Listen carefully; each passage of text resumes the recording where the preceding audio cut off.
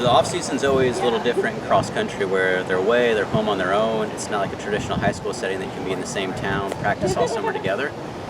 But they've been very responsive, collectively working together throughout the summer as best as they can. Had some athletes take some trips, travel to altitude, experience some new things now that COVID's kind of released and made it easier to actually get out and see things in the country and the world within reason. Put them in a pretty good place coming out of the summer to start the season overall. I'm pretty excited, kind of just getting back into like normalcy, just getting like a real season. Last year we only had like 3 meets and it was kind of just all conference meets, so it's kind of going to be nice to get out to go other places. We're traveling quite a bit more than we were last year, so that's going to be fun. Yeah, I mean it's going to be huge. I mean last year we had a 6K and an 8K, and then the next meet was conference, which is another 8K. This year we have like at least 3, maybe 4 8Ks before we race that 8K at conference, so that's going to be pretty valuable. The younger guys are going to be able to learn how an 8K actually is. It can be hard, so it's going to be nice that they have a little more experience.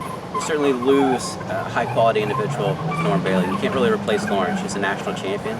She's got a lot of talent, but at the same time, depth-wise, I think we've made up from this year. We've got a lot of high-level transfers that come in, new athletes, and then just even the athletes we return really develop themselves to a whole nother level going into this season collectively. So really excited.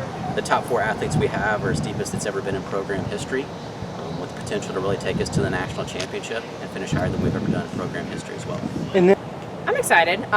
We actually have quite a few like incomers this year. We have, I think, 8 newcomers this year, and I think they'll definitely be able to fill in the gaps. So I'm excited to see where the team can go. We're able to work together. So far, just working on packing up and being all together in practice. Hopefully that transitions to races as well. But yeah, so far we're getting like big groups together to be able to run this year. It's a unique, we have 2 different fields overall. The women's side, it's a completely new team with 8 new faces. On the men's side, we roughly lost about 8 faces, only brought in 3 new. So they actually feel a little bit smaller. I think it creates a bit more of an intimacy for the team of how well they're going to know each other in a bit.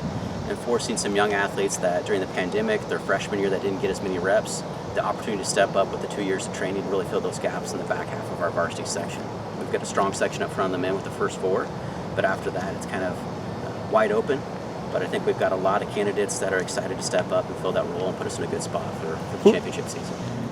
The inclusiveness. Nobody's about themselves individually. They realize we've got a strong pack of 4 up front that could do some good damage, but we've got a pack of 4 to 5 guys that can switch any which day on any given meet. And as long as they're doing their best to help push their teammates to the best, maximize their potential, and hopefully come away with some high finishes, and we're getting the job done. At the end, on both sides, men and women, we've got multiple candidates that could be in that top 7 when we get to the regional and national championship levels.